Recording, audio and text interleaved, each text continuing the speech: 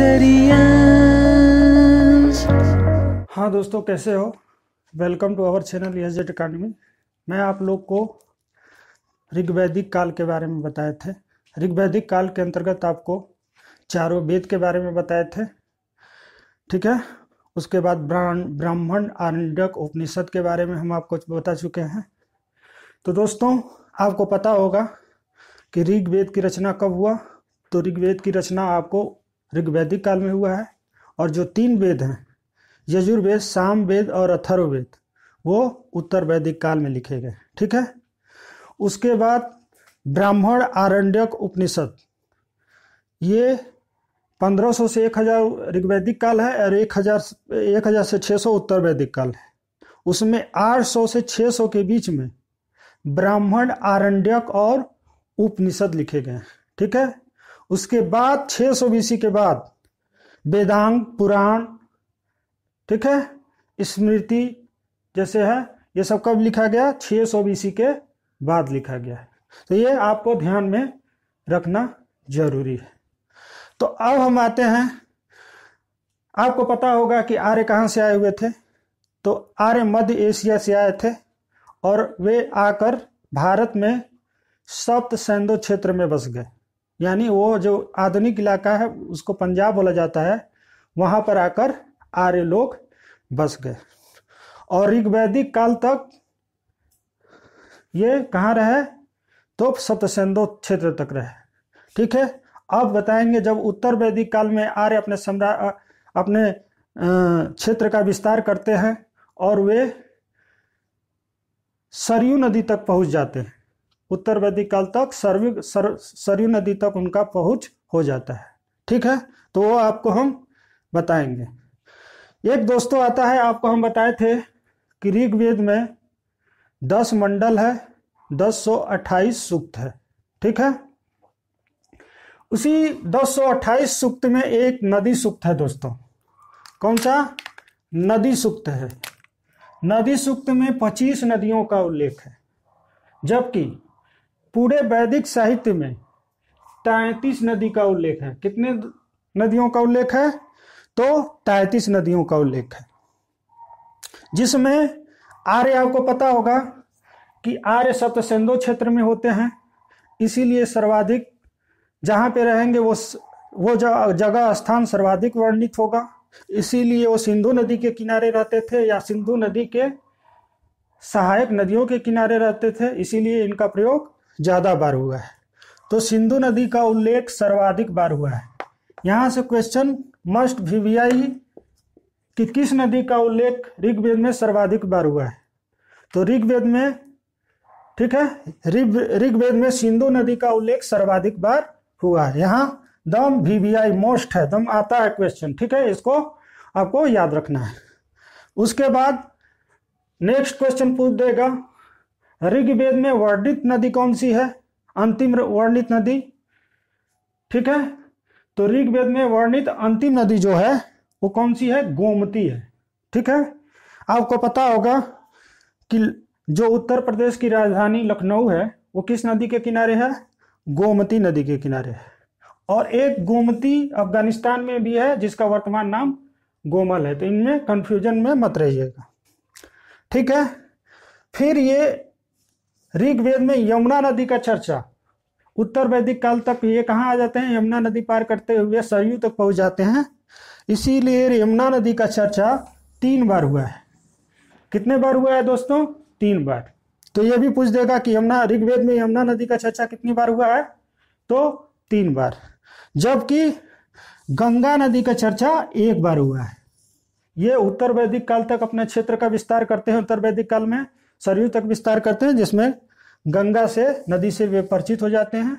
और पूरे ऋग्वेद में गंगा नदी का चर्चा केवल 1 बार हुआ है। अब दोस्तों, ऋग्वैदिक काल में आर्यों का विस्तार कहां से कहां तक था, ठीक है। तो ऋग्वैदिक काल में आर्यों का विस्तार उत्तर में तुर्किस्तान से लेकर दक्षिण में हरियाणा तक तथा पूर्व में तिब्बत, जो कि अब चीन का हिस्सा है, पूर्व में तिब्बत से लेकर पश्चिम में अफगानिस्तान तक साम्राज्य का विस्तार था, ठीक है। वो उत्तर प्रदेश जो बिहार वर्तमान है, ऋग्वैदिक काल में लोग को उस जगह से परिचित नहीं थे। उसके बाद आता है, उसी नदी सूक्त के बारे में बताए थे, उसी नदी सूक्त में ऋग्वैदिक नाम वर्णित प्रमुख नदियां की, मतलब ऋग्वैदिक काल में प्राचीन नदी कौन सी थी, उसका वर्तमान नाम कौन सा है।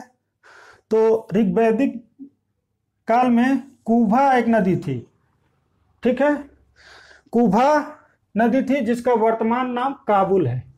आपको पता होगा कि जो अफगानिस्तान है उसकी राजधानी कहाँ है, काबुल है, ठीक है।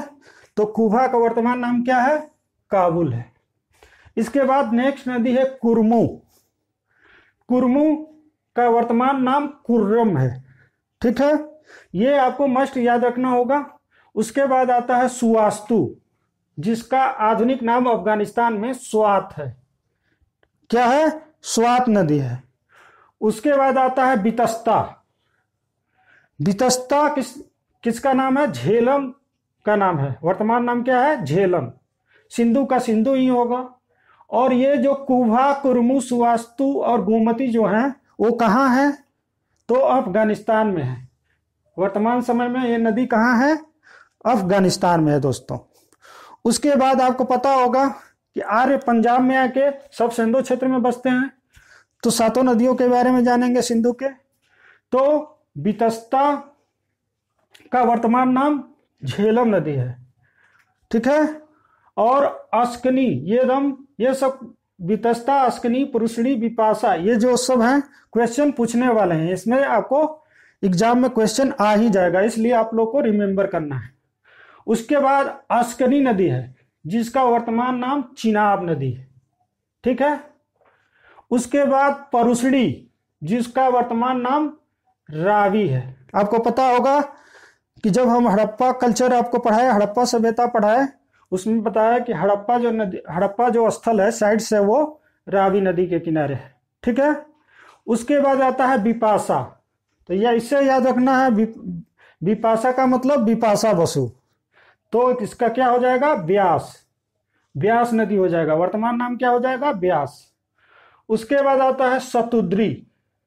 ये ऋग्वेद में जो नाम है शतुद्री, जो जिसका वर्तमान नाम क्या होगा, सतलज। सतलज आप पता होगा किससे निकलती है, तो सतलज राकस ताल झील से निकलती है, तो ये आपको याद रखना है। सरस्वती नदी भी लुप्त हो गई है, जिसका वर्तमान नाम क्या है, घग्गर नदी, ठीक है।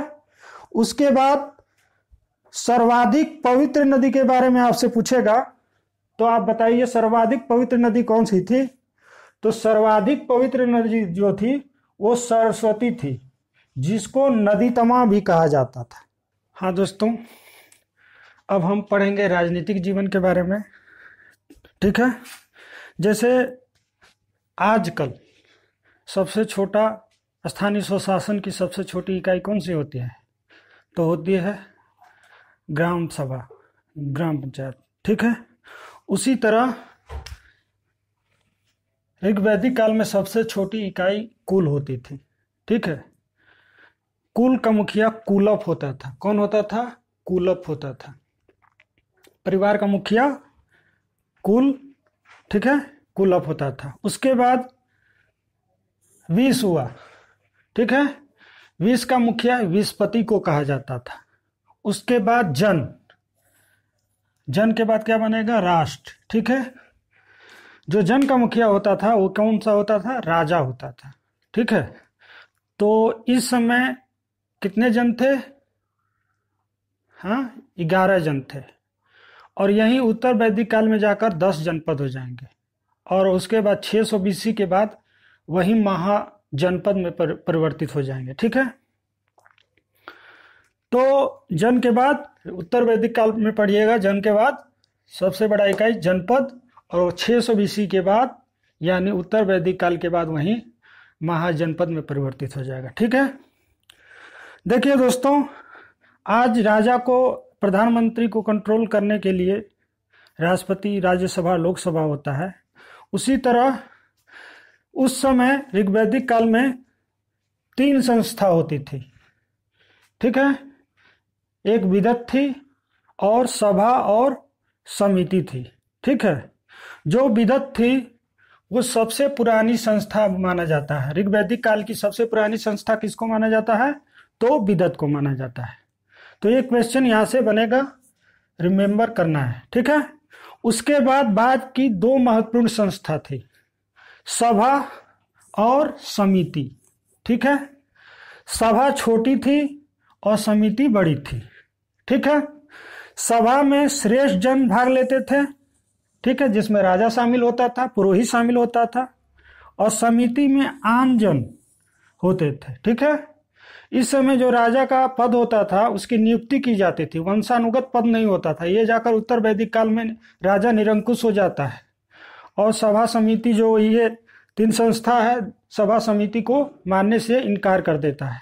तभी अथर्ववेद में कहा गया है कि सभा और समिति दो पुत्रियां हैं, ठीक है। तो किसमें कहा गया है? अथर्ववेद में। जन का मुखिया कौन होता था दोस्तों? तो जन का मुखिया राजा होता था, ठीक है। राजा का कर्तव्य क्या था, कार्य क्या था? तो राजा कबीलों की रक्षा करता था। उस समय क्या था? कबीले होते थे, कबीले की रक्षा करता था, और लोगों द्वारा स्वेच्छा से जो उपहार उसको मिलता था, जो कर मिलता था, उसी को क्या बोला जाता है? बलि कहा जाता है दोस्तों, ठीक है। तो पूछ देगा बलि क्या था? तो एक कर था, स्वेच्छा से राजा को मिलता था, यानी, ठीक है।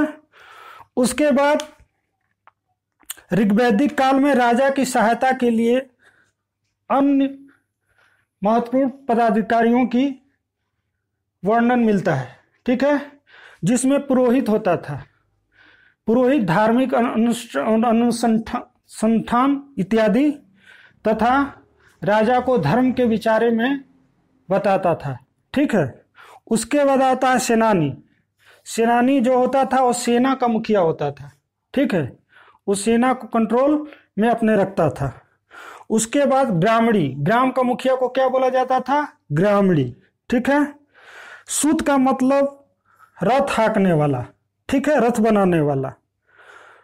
उसके बाद आता है करमार, उसके बाद रथकार, उसके बाद दूत, और नेक्स्ट है स्पश, जिसको बोला जाता है गुप्तचर बोला जाता है, ठीक है। उस समय गुप्तचर को क्या बोला जाता था? स्पश बोला जाता था, ठीक है।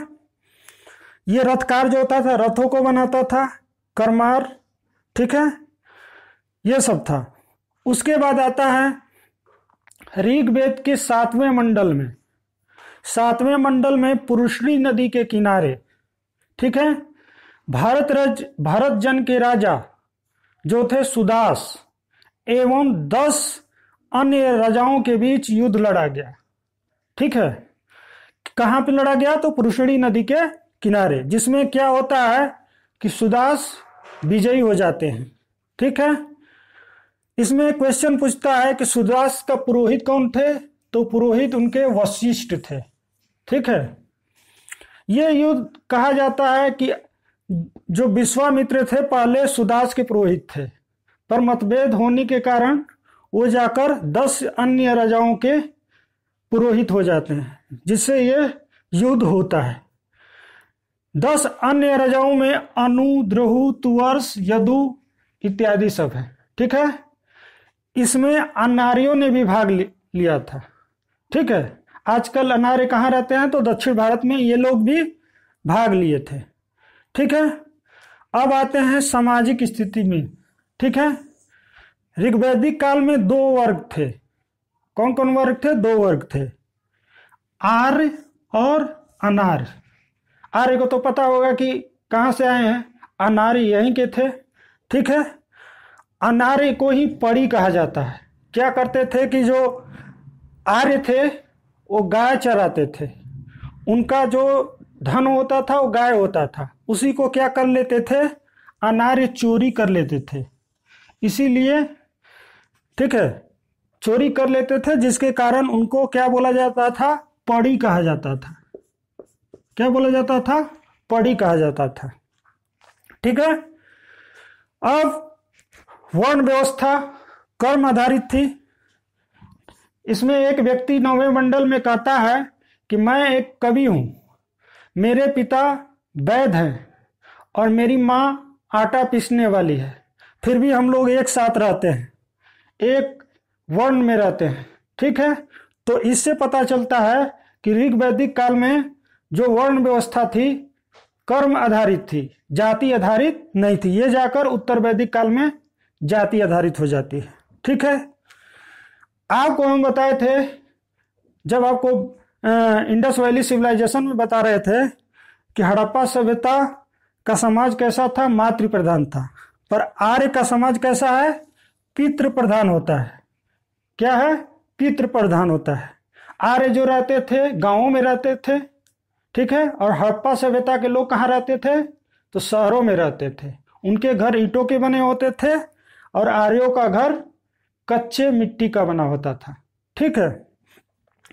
तो आर्यों का समाज क्या था, पितृ प्रधान था। घर का मुखिया किसको कहा जाता था, जो सबसे बड़ा होता था घर का मुखिया पिता होता था, और पिता के न रहने पर भाई होता था घर का मुखिया, ठीक है। ऋग्वैदिक काल के लोग संयुक्त परिवार में विश्वास रखते थे, और वहां हम आपको बताए थे हड़प्पा कल्चर में एकल परिवार में विश्वास रखते थे। बड़ा परिवार उनका नहीं होता था, संयुक्त परिवार होता था। दादा दादी नानी पोते इत्यादि सब संयुक्त परिवार में रहते थे, ठीक है। ऋग्वैदिक काल में स्त्रियों की दशा उत्तम थी। इसमें अपाला घोषा विश्वरा सिक्ता इत्यादि विदुषियां मिलती हैं जो कि इस सभा और समिति में भाग ले सकती थी, तथा यज्ञों में भी उन्होंने मंत्रों का खोज किए, ठीक है। तो स्त्रियों की दशा उत्तम थी। इस समय बाल विवाह नहीं होता था। जब लड़की युवा हो जाती थी, 16 साल के बाद लड़कियों की शादी होती थी, तो बाल विवाह नहीं होता था। इस समय पर्दा प्रथा भी नहीं था और सती प्रथा भी नहीं था। आपको पता होगा कि 510 एडी में सती प्रथा का उल्लेख हमको प्राप्त होता है, ठीक है, एरन अभिलेख में, ठीक है, भानुगुप्त के एरन अभिलेख में, ठीक है। इस काल में जो स्त्रियां आजीवन कुंवारी होती थी, ये क्वेश्चन आपको पूछ देगा कि ऋग्वैदिक काल में जो स्त्रियां कुंवारी होती थी उन्हें क्या कहा जाता था, तो उनको अमाजू कहा जाता था। तथा घर की लड़कियां गाय का दूध दूती थी, इसीलिए उनको दुहिता बोला जाता था, ठीक है।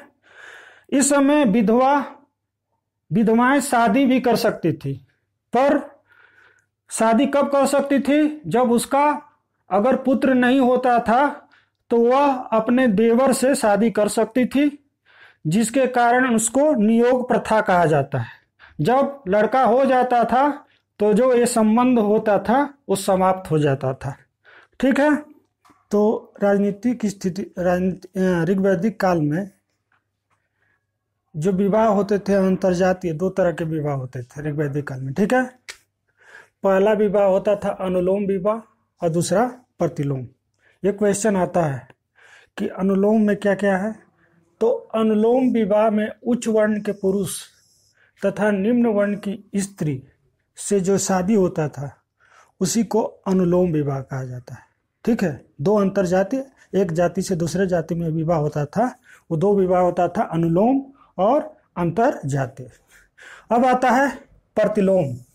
इसमें क्या होता था कि उच्च वर्ण की स्त्री तथा निम्न वर्ण का पुरुष किसके अंतर्गत आता था, प्रतिलोम के अंतर्गत आता था, ठीक है। इसमें क्या होता था कि ब्राह्मण की जो स्त्री है वो ब्राह्मण से संबंधित हो और पुरुष जो हो शूद्र से संबंधित हो, और उसका ही पुत्र जो पैदा होता था उसी को चंडाल कहा जाता है, ठीक है। उसके बाद भोजन, ऋग्वैदिक काल के लोग भोजन में क्या करते थे, ठीक है। तो भोजन 2 तरह के करते थे, पहला शाकाहारी और दूसरा मांसाहारी, ठीक है। शाकाहारी में यौ, जिसको बोला जाता है जौ, एक क्वेश्चन एग्जाम में पूछ देगा कि ऋग्वैदिक काल में जौ को क्या कहा जाता था, तो उसको क्या कहा जाता है, यौ कहा जाता है। तथा गेहूं को गोधुन कहा जाता था। क्या कहा जाता था? गोधुन कहा जाता था। और व्रीहि चावल को कहा जाता था। ये आपको तीनों को याद रखना आपको पड़ेगा, ऐसे एग्जाम में ये आपको पूछ देगा। उसके बाद ये लोग पशुओं से, गाय से जो दूध दही प्राप्त करते थे वो अपने भोजन में उपयोग करते थे, ठीक है। तथा जौ के बने सत्तू में दूध डालकर एक नया डिश बनाते थे, एक नया भोजन बनाते थे जिसको बोला जाता है क्षीरप कौदन। क्या बोला जाता है? क्षीरप कौदन, ठीक है। और एक जौ के सत्तू को दही में डालकर एक अलग तरह के डिश बनाते थे जिसको बोला जाता है करम। आप भी बना के देखिएगा, खाइएगा, आपको अच्छा लगेगा। हम लोग तो अभी खाए नहीं हैं, ठीक है। मांसाहारी में क्या करते थे? तो मांसाहारी में भेड़ बकरी का मांस और कभी कभी अन्य जंतु का भी मांस खाते थे, ये नहीं कि भेड़ और बकरी का, ठीक है। और इसके बाद ऋग्वेद में गाय को अघन्या कहा गया है, ठीक है। अघन्या का मतलब न मारे जाने योग्य। अगर कोई गाय को मारता था तो उसको कठोर मृत्यु दंड दिया जाता था, ठीक है। इसीलिए लोग अगर गाय का मांस का भी उपयोग करते होंगे तो चोरी से करते होंगे, ठीक है। उसके बाद ऋग्वैदिक काल के लोग का मनोरंजन का साधन क्या था? तो ऋग्वैदिक के लोग के मनोरंजन का साधन रथ दौड़, घुड़दौड़, ध्रुत कीड़ा जिसको पासा खेलना बोलते हैं, जिसमें महाभारत में देखते हैं आपको कि युधिष्ठिर हार जाते हैं दुर्योधन से, तो ये लोग भी ध्रुत कीड़ा खेलते थे, ठीक है। संगीत से भी ये लोग परिचित थे, ठीक है। और वाद्य यंत्र में ढोल, बीड़ा, तुरही, झाल इत्यादि वाद्य यंत्र को ये लोग बजाते थे। आपको पता होगा कि सबसे पुराना वाद्य यंत्र कौन सा है? तो सबसे पुराना वाद्य यंत्र बीड़ा है। कौन सा है? बीड़ा है, ठीक है। उसके बाद आपको पता होगा कि क्वेश्चन पूछ देता है कभी कभी कि अल्बर्ट आइंस्टीन क्या बजाता था? वायलिन, ठीक है। अकबर क्या बजाता था? पखावज। और बीना कौन बजाता था? यह आप बताइएगा, ठीक है। उसके बाद पशु में ये हाथी से परिचित थे, हाथी को पालते थे, पर बाघ की चर्चा का उल्लेख ऋग्वेद में नहीं हुआ है, ठीक है। उसके बाद ऋग्वेद में दो धातुओं को प्राप्त किया गया जिसको हिरण्य, हिरण्य का मतलब सोना। देखिए पहले क्या होता था कि सिंधु नदी में सोना मिलता था, ठीक है, इसीलिए उसको क्या बोला जाता था? हिरण्य, ठीक है। इसीलिए इसका नाम भी क्या हुआ? हिरण्य, ठीक है। उसके बाद अयस्क में तांबा और कांसा से ये लोग परिचित थे, बनाते थे, धातु बनाते थे, ठीक है। आपको पता होगा कि लोहित अयस्क तांबा को कहा जाता है और श्याम अयस्क किसको बोला जाता है? लोहा को बोला जाता है, ठीक है। आपको पता होगा कि आर्य जो थे पशुपालक थे, पशुओं को चराते थे, उनकी जो संपत्ति थी वो गाय ही थी, और वो आदान प्रदान कोई अदर वस्तु को खरीदते थे तो वो गाय को ही बेचा करते थे, ठीक है। तो उनके विनिमय का माध्यम क्या था? गाय था। उनकी संपत्ति क्या थी? गाय और घोड़ा थी, ठीक है। तो आर्यों का प्रिय पशु गाय होता था तथा घोड़े पे बैठ के पशुओं को चराते थे, ठीक है। आपको पता होगा कि ऋग्वैदिक काल के लोग अस्थायी जीवन जीते थे, यानी एक जगह नहीं रहते थे। तो कृषि करना संभव तब होता है जब आप एक जगह स्थिर रहिएगा तब, ठीक है। वैदिक सभ्यता कैसी सभ्यता थी? एक क्वेश्चन यहां भी बनता है। तो वैदिक सभ्यता एक ग्रामीण सभ्यता थी। अगर पूछ देगा हड़प्पा सभ्यता कैसी सभ्यता थी? तो शहरी सभ्यता थी, शहर बसे हुए थे, ठीक है, शहर में लोग रहते थे। उसके बाद आर्य जो हैं वो पेय के रूप में सोम एवं सूरा का प्रयोग करते थे। सोम हम आपको बता चुके हैं कि 8वां मंडल में आपको सोम का वर्णन है, ठीक है। 9वां मंडल में आपको सोम का वर्णन है, ठीक है, सॉरी। तो सोम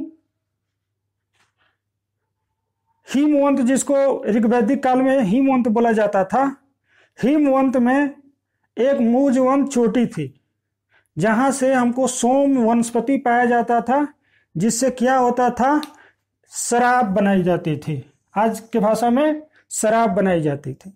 तो ये आर्य लोग सोम का प्रयोग करते थे। सोम का मतलब आनंद एवं प्रफुल्लता का देवता भी इन्हें कहा जाता है। दूसरा पेय के रूप में सूरा का प्रयोग करते थे। तो सूरा का जो प्रयोग करते थे, तो सूरा में इसको निंदनीय पेय माना जाता था। ये लोग आर्य लोग लुक छिप के इसको पीते थे। ठीक है, तो आपको पता होगा कि सोम के बारे में और सूरा के बारे में। उसके बाद आइए धार्मिक स्थिति के बारे में जान लेते हैं। तो इस समय के लोग सबसे ज्यादा ऋग्वैदिक काल में सबसे महत्वपूर्ण देवता इंद्र थे। ठीक है, इनका ऋग्वेद में 250 टॉपिक्स में इनकी चर्चा हुई है। इन्हें क्या कहा जाता है, सबसे महत्वपूर्ण देवता तथा युद्ध का देवता कहा जाता है। ठीक है, तथा वर्षा का भी देवता कहा जाता है। वर्षा का देवता कहा जाता है। अगला आएंगे अग्नि। देखिए, अगस्त सूक्त के आधार पर सबसे महत्वपूर्ण देवता, सबसे सुप्रीम देवता जो थे, प्रमुख देवता थे, वो इंद्र थे। ठीक है,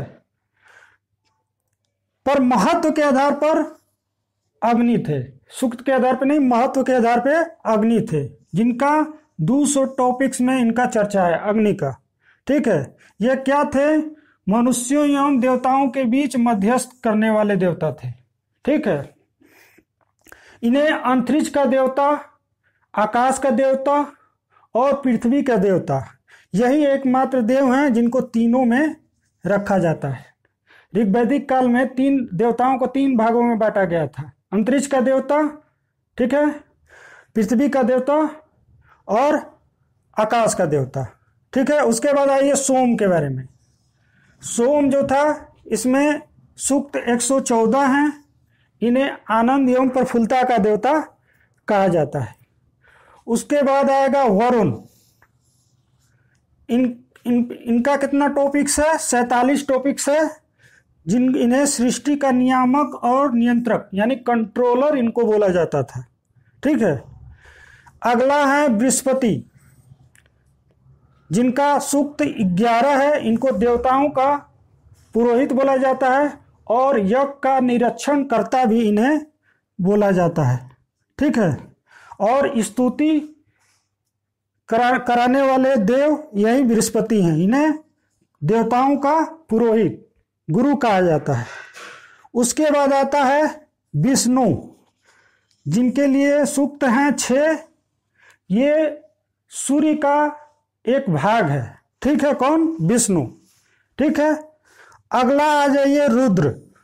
रुद्र की चर्चा 3 बार 3 टॉपिक्स में हुई है। इन्हें मंगल अमंगलकारी देवता, क्रोधी स्वभाव, लंबे बाल वाले इत्यादि के रूप में इन्हें जाना जाता है। अब हम जहाँ रहते हैं, पृथ्वी की चर्चा करते हैं। पृथ्वी में एक सूक्त है। ठीक है, इन्हें माँ के रूप में जाना जाता है। तो ये पूछ देता है कि इंद्र के कितने सूक्त हैं, अग्नि के कितने सूक्त हैं, सोम के कितने हैं, ये सब पूछ देगा। ये भी पूछ देगा कि युद्ध का देवता किसे कहा जाता है। आपको पता होगा कि यही अग्नि, अरे यही जो इंद्र थे, वो पुरंदर बोला जाता था, किलों को जीतने वाला। एक हड़प्पा सभ्यता के पतन के कारण का एक कारण ये इंद्र भी थे। ठीक है, तो ये हुआ। अब सूर्य में जो सूर्य का प्रकाश सुबह में निकलता है, उसे उषा बोला जाता है। इन्हें सूर्य की प्रेमिका बोला जाता है। मित्र 8 बजे की जो सूर्य का प्रकाश होता है, उसको मित्र बोला जाता है। सविता बोला जाता है 12 बजे। सूर्या इनकी पुत्री का नाम था। क्या नाम था, सूर्या इनकी पुत्री का नाम था। और नेक्स्ट शाम को जब पशुएं आर्य के जो पशु थे, वो घर वापस आते थे, इसीलिए इनको पूषण बोला गया है, यानी पशुओं के देवता, पशुओं के रक्षा करने वाले देवता को क्या बोला जाता है? पूषण बोला जाता है। ठीक है दोस्तों, तो ये ऋग्वैदिक काल में ऋग्वैदिक काल खत्म हुआ। अब आपको इसके पहले जो क्लास चली थी, जो लेक्चर चली थी, उसको भी देख लीजिएगा। अगर उसको अच्छा तरीका से देख लीजिएगा तो ये आपको फिर सेकेंड लेक्चर आपको समझ में आएगा। और अगला लेक्चर अगले दिन प्रोवाइड हम लोग करेंगे, उत्तर वैदिक काल के बारे में जानेंगे। और कमेंट सेक्शन लाइक करें, सब्सक्राइब करें, कमेंट करें और बताएं। ठीक है, और आपको एक क्वेश्चन का आंसर बताना है कि 8वां कौन से मंडल में सोम देवता का वर्णन है, 8वां या 9वां? तो कमेंट सेक्शन में ये आप लोग डाल दीजिएगा। नमस्कार, धन्यवाद।